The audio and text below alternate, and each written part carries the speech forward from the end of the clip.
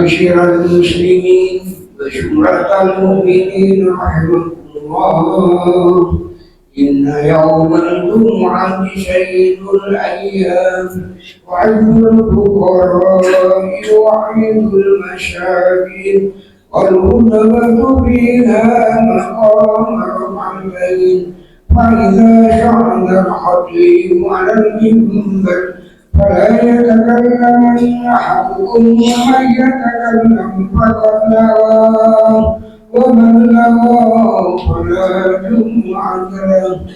أنشدوا واسمعوا وأطيعوا رحمكم الله، أنشدوا واسمعوا وأطيعوا رحمكم الله، أنشدوا واسمعوا وأطيعوا رحمكم الله.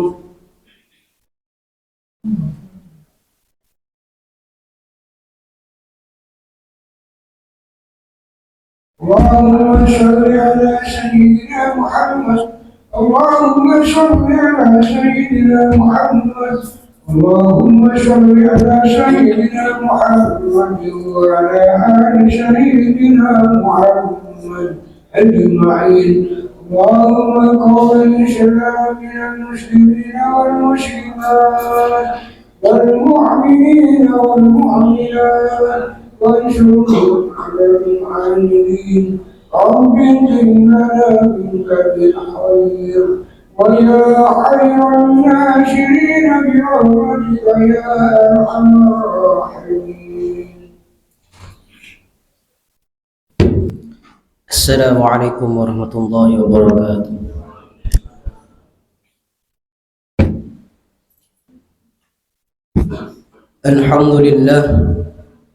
الحمد لله الذي خلق الخلق لعبادته وأمرهم بتوحيده وطاعته.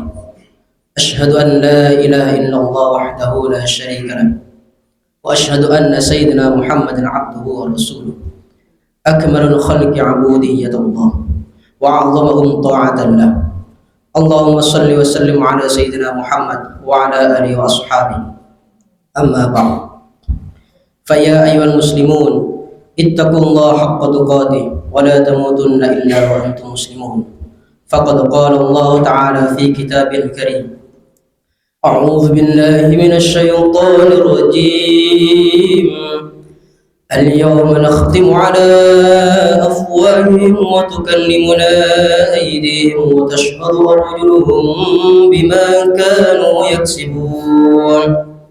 وقال أيضا: وللآخرة خير لك من الأولى. صدق الله العظيم.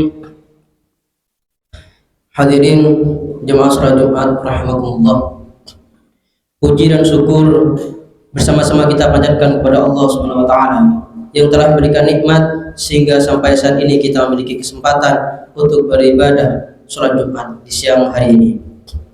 Salawat serta salam selalu kita curahkan kepada baginda Nabi Muhammad sallallahu alaihi wasallam, dan tak lupa kepada keluarganya, sahabat serta tabi'in, dan mudah-mudahan barakah dari kedua hal tersebut bisa sampai kepada kita selaku umatnya. Selaku khatib, saya mengajak kepada jemaah sekalian untuk selalu berikhtiar meningkatkan kualitas ketakwaan kita kepada Allah, sebab takwa merupakan modal pokok, karena orang yang paling mulia di sisi Allah bukan orang yang paling kaya, bukan orang pintar, bukan orang yang paling cantik atau paling tinggi jabatannya, melainkan orang yang paling bertakwa. Hadirin jemaah salat Jumat rahimakumullah, Imam Ibnu Hajar Asqalani pernah menulis pernyataan Sayyidina Utsman bin Affan dalam kitab Munabihat ala I'dadi Yaumil Mi'ad tentang 10 hal yang paling sia-sia. Pertama, orang alim yang tidak ditanya mengenai ilmunya. Tentang hal ini ada dua kemungkinan, yakni karena orang alim itu enggan mensyiarkan ilmunya, atau karena orang-orang awam di sekitarnya menjadi orang alim sebagai sumber rujukan. Kedua-duanya merupakan perilaku negatif, karena ilmu pada dasarnya menjadi pedoman agar tiap langkah dalam kehidupan ini berjalan sesuai dengan posisi yang tepat. Kedua, ilmu yang tak diamalkan. Senada dengan yang pertama tadi, ini adalah gejala di mana orang-orang tak terlalu menghargai ilmu. Bukan saja pemilik ilmu, bahkan juga ilmu itu sendiri. Ilmu diperoleh namun tidak dilaksanakan.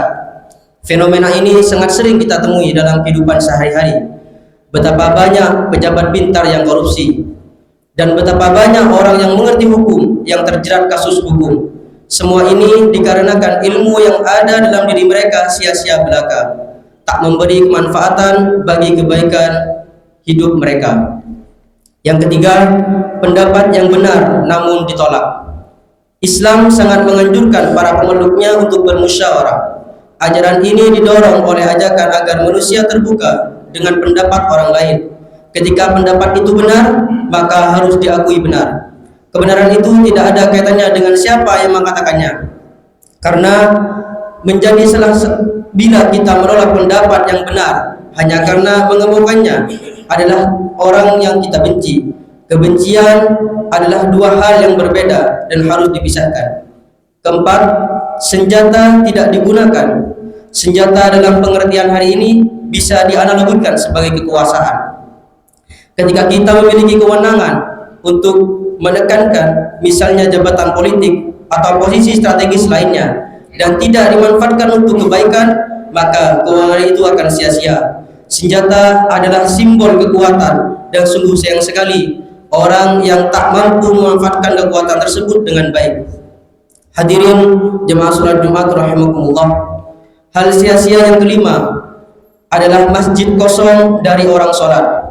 Esensi masjid adalah tempat untuk bersujud. Jika fungsi ini hilang, hilang pula hakikat ia sebagai masjid. Keenam, Al-Quran yang tidak dibaca. Kitab suci sekedar menjadi kitab yang disucikan, bukan sekaligus dibaca lalu diamalkan.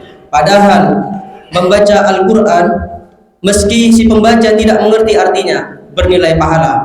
Apalagi bila ia mau belajar kandungan makna di dalamnya untuk kemudian menerapkannya dalam kehidupan sehari-hari, baik yang berkenaan dengan hubungan kepada Allah maupun sesama makhluk. Hal sia-sia berikutnya yang ketujuh adalah harta yang tidak diinfakkan.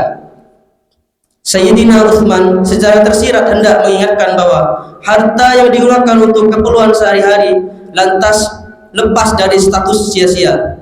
Sebab harta juga mesti diinfakkan. Ketika tanggung jawab yang kedua ini hilang, maka hilang pula nilai kemanfaatan dari harta tersebut. Itulah alasan mengapa Islam mewajibkan zakat dan menekankan keutamaan bersedekah. Infak dari sebuah kekayaan sekecil apapun jumlahnya bernilai berkah dan menyucikan harta secara keseluruhan. Kedelapan, kendaraan yang tidak ditunggangi. Kesembilan, ilmu zuhud di hati seseorang yang cinta akan dunia. Yang kesepuluh, umur panjang yang tak dimanfaatkan untuk mencari bekal ke akhirat. Ini namanya menyia-nyiakan kesempatan. Peluang hidup di dunia hanyalah sekali, dan umur yang telah dilewati juga tak akan pernah kembali. Begitu usia kita habis hanya untuk perkara duniawi dan urusan diri sendiri, sia-sialah usia kita. Apalagi dalam Al-Quran kita sudah diingatkan bahwa kehidupan di akhirat adalah lebih utama ketimbang kehidupan di dunia. Wallahu a'lam bishawab. Semoga kita semua bisa diberikan kesanggupan untuk menjaga segala karunia yang Allah berikan agar bermanfaat dan jauh dari kesia-siaan. Amin Allahumma amin. Barakallahu li wa lakum fil Qur'anil azim. ونفعني وإياكم بما فيه من الآيات والذكر الحكيم. أقول قولي هذا فاستغفر الله العظيم إنه هو الغفور الرحيم.